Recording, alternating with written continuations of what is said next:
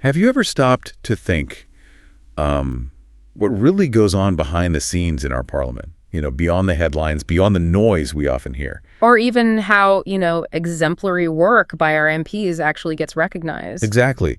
Because it feels like so much of the really diligent, important work, the stuff that actually, underpins our democracy, just stays invisible. Absolutely. We see the debates, sometimes the disruptions, unfortunately, but rarely the sheer commitment that goes into the day-to-day running of Parliament. That's a really crucial point. And that's exactly what we want to dig into in this deep dive.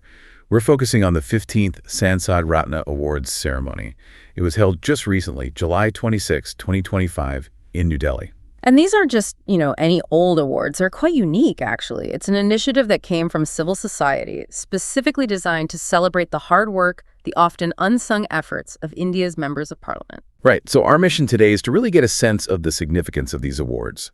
We'll look at some key insights from the speeches people like Union Minister Kiren Rijiju, Hansraj Ahir, Bhartruhari Mahtab spoke. And importantly, we really need to talk about the anguish expressed by Prime Point Srinivasan, the founder, about parliamentary disruptions. That seemed to be a major theme. Yeah, definitely. So this isn't just about, who got which award. It's more about understanding the spirit of parliamentary democracy in India and, importantly, the efforts being made to strengthen it. Okay, so where should we start? The awards themselves, the Sansad Ratna Awards, they are seen as the sort of beacon for performance. Where did the idea even come from? Well, the origin story is actually quite compelling. It goes back to 2009. And the inspiration, the real push, came from Dr. APJ Abdul Kalam. Our former president. Exactly. His vision was, quite clear. He wanted to identify and honor the MPs who were genuinely performing, working hard. And the idea was to sort of counteract the negative image created by all the disruptions we sometimes see. So it was about restoring public faith, basically. Precisely. Right. Restoring faith in our democratic institutions. And Prime Point Srinivasan, he's the founder, he really took up that challenge. It's quite something, isn't it? A civil society initiative having such a direct impact, trying to shape a positive narrative around governance. It really is. And this 15th edition, the one just held, it wasn't just about the awards. It marked some pretty big milestones for the foundation behind them, right? Yes, quite a few, actually. For the Prime Point Foundation, it was a big year. The founder, Mr. Srinivasan, started his 75th year. That's quite a personal landmark. Wow. And the foundation itself completed 25 years of work. Their e-magazine, PreSense, which was actually the initial platform for recognizing MPs, turned 20. 20 years, that's significant. And the Digital Journalists Association, another initiative of theirs, celebrated its 10th anniversary. So lots of milestones converging. A real confluence of achievements. And on top of that, this ceremony was also the first Sansad Ratna event for the current Lok Sabha, the 18th Lok Sabha. Yes, and that's noteworthy in itself. This 18th Lok Sabha has, I think, 280 first-time MPs. That's, 52% of the House? A huge number. Over half. Yeah. And what's also interesting is that 78% of these new MPs are graduates. So it speaks to, the changing profile of our representatives. That's quite encouraging. Now, when you talk about recognizing performance, especially in Parliament, transparency is obviously key. How do they actually select the awardees? You mentioned PRS. India's involved. Right. The partnership with PRS India is crucial here. PRS is, very well respected for their parliamentary research. And the selection is based on, hard data. Okay, so what kind of data? Things like the number of questions an MP raises, both starred, needing an oral answer, and unstarred, which get written replies.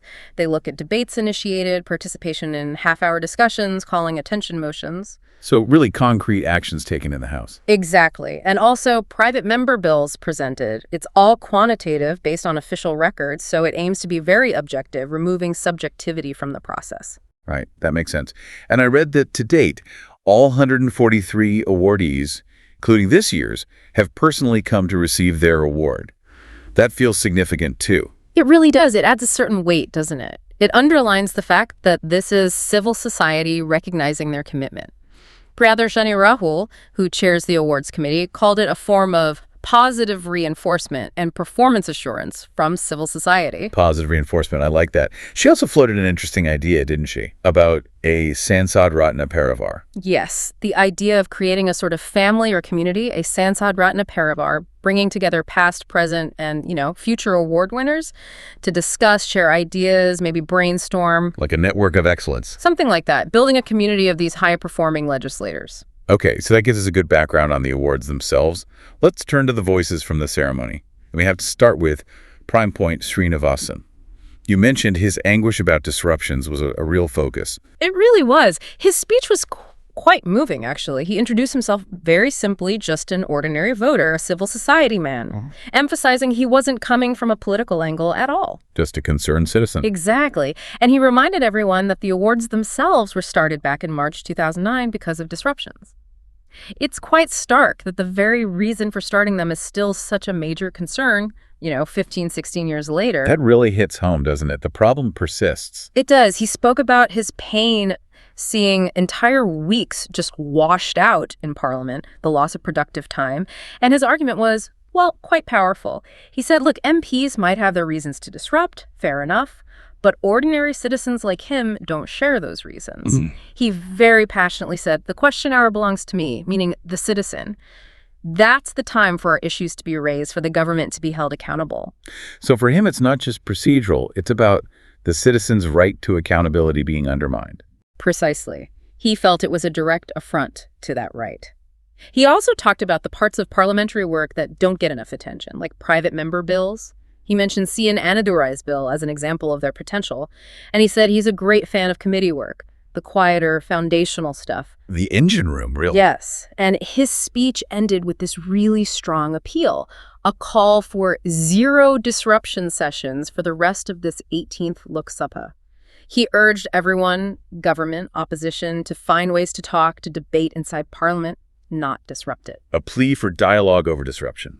Very powerful. Now, another key speaker was Bhartruhari Mahtab. He actually received awards himself, even though he's on the jury. Yes, he mentioned his surprise, quite humorously actually, at getting 2 awards, one for the committee he chairs and one for his individual performance. And he linked it back to Srinivasan's point, framing it through the anguish of a common man for a functioning democracy. So connecting the personal recognition back to the larger purpose. Exactly. He stressed the need to celebrate the positive achievements, both of the country and of Parliament over the last 78 years, echoing Dr. Kalam's original vision. Did he give any examples? He did, actually. He recalled Hansraj Ahir's work, how he single-handedly pursued an issue which eventually led to, culprits being jailed, a real example of an individual MP's impact. Wow. And he listed the award criteria, again, questions, debates, bills, etc., and jokingly suggested maybe they should add amendments moved to the list. Shows the level of detail involved. Right. He also touched upon something quite current, didn't he?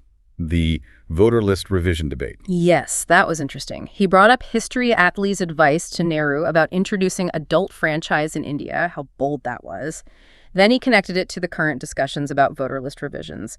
He acknowledged the Election Commission aims for transparency, but sort of subtly pointed out that the timing doing these intensive revisions, maybe 6-8 months before an election, is something being debated. A nuanced point on a sensitive issue. Very. And he finished with a really profound thought, saying the ultimate satisfaction for an MP isn't really the awards, but when some unknown person comes up and says, your action helped me, that personal connection. That's really grounding. Which brings us nicely to Hansraj Ahir. You mentioned Mahtab, referenced him, and he was the very first Sansad Ratna awardee. Yes, Mr. Ahir spoke too. He really emphasized the transparency of the whole selection process, how it's purely based on the data available on the Lok Sabha website, totally unbiased. Okay. And he shared his own story receiving that first award back in 2010. He traveled by train from Chandrapur with about 20 people, he said, to receive it in a small school founded by Gandhiji. It paints a picture of how it all started. Very humble beginnings. Indeed. He spoke passionately about Parliament being the great protector of democracy, especially in India, the world's largest democracy. He also briefly touched on the EVM versus ballot paper debate, shared an anecdote about losing an election narrowly on a ballot paper himself, maybe suggesting the debate needs more nuance. Interesting. And he did make a strong comment about what he called the disgracing of the country's democracy by some senior leaders speaking negatively about India when they are abroad. Okay. But he ended on a positive note, praising the competitive spirit the awards encourage among MPs, pushing them to keep performing well. Right, fostering that culture of performance. Now, the final key speech we need to cover is from the Union Minister for Parliamentary Affairs himself, Kiren Rijiju. His perspective sounds quite candid. It really was. Very direct. He started by saying how happy he personally felt seeing his colleagues receive awards. And he quoted Churchill, interestingly, about the difference between political opponents and political enemies, suggesting parliamentary rivalry should be the former, not the latter, healthy opposition. That's a good distinction. And he made a comparison between Indian MPs and those elsewhere. Yes, a really vivid contrast with MPs in, say, the UK. He pointed out Indian MPs represent, on average, around 20 lakh voters. That's 2 million people. An incredible number. And they deal constantly with personal problems from constituents, money issues, police cases, medical help, local roads, drains, huge expectations, morning to night. Whereas a UK MP might represent 60, 70,000 people and deal more with general policy, more formal interactions. That puts the scale of the job in perspective. Definitely. He even shared a funny story from his first term back in 2004. Apparently, some senior MPs pranked him into asking the Speaker, Somnath Chatterjee, for a smoking room in Parliament. Oh, dear.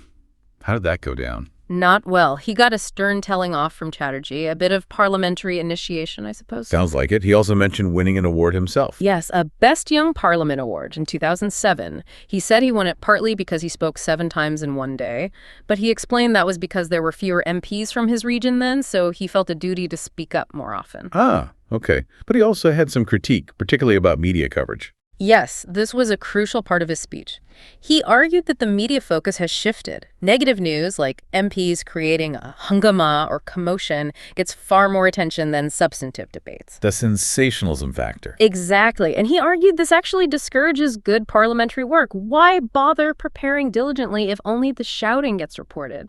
He called it a vicious cycle driven by TRPs, television ratings. That's a really important point about incentives and media influence. It is, and he made another sharp observation. Parliamentary disruptions, he argued, ultimately hurt the opposition more than the government.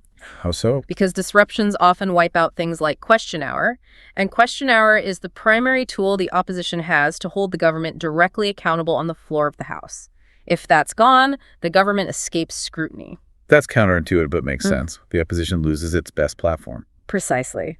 He finished by praising the dedication he sees, mentioning Bhartruhari Mahtab's incredible recall of budget details and Hansraj Ahir's meticulous background work, highlighting that real hard work does happen. It's quite a reality check on the immense pressures and complexities faced by our MPs.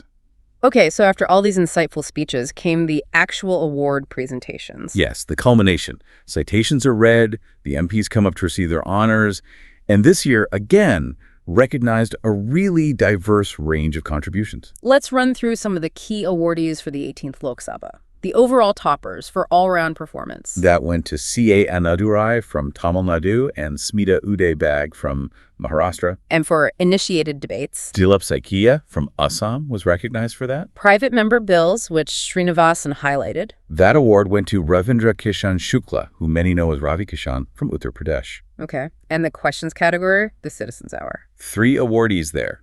Vijut Baran Mahato from Sharkhand, P.P. Chaudhary from Rajasthan, and Arvind Ganpat Sawant from Maharashtra. Good to see recognition for first-timers, too. Yes, Praveen Patel from Uttar Pradesh and Naresh Ganpat Mahas from Maharashtra were awarded in the first-time MP category. And for women MPs, Varsha Eknath Gaikwad from Maharashtra was honored, and from the Rajya Sabha. The overall toppers were Megha Vishram Kulkarni from Maharashtra and Madan Rathore from Rajasthan. And the crucial committee work. 2 committees consistently recognized were awarded again. The Finance Committee, chaired by Bhartruhari Mahtab, and the Agriculture Committee, chaired by Dr. Turnjit Singh Chani. And finally, special awards for consistent performance over time. Right, recognizing sustained effort in the 18th Lok Sabha specifically. Awards went to Bhartruhari Mahtab again from Odisha, N.K. Premchandran from Kerala, and Shriram Appabone from Maharashtra, a testament to their long-term dedication. So, wrapping this all up, reflecting on this deep dive into the Sansad Ratna Awards. What's the main takeaway for us, for you listening? I think the core message is that these awards are, well, really important. They're a vital civil society effort to transparently recognize genuine parliamentary excellence. They aim to foster that positive culture of performance we talked about. And strengthen democracy itself. Absolutely. The ceremony really brought out both the dedication that exists among many MPs, but also that critical, urgent need for constructive, disruption-free functioning of Parliament. It's a reminder of Parliament's potential, even with all the challenges. Which leaves us with a final thought, perhaps for you to mull over. Considering everything we've heard, the immense challenges MPs face, Mr. Srinivasan's anguish over disruptions, the effort to recognize good work, what role do you, as a citizen, actually play? How do we shape the conversation around Parliament? Can we collectively appreciate the vital, often hidden work more, move beyond just the headlines? Right. It's not just about what happens inside those walls, is it? It's also about how we, the public, perceive it, engage with it, and ultimately what standard of performance and accountability we demand from our democratic institutions. Something to think about.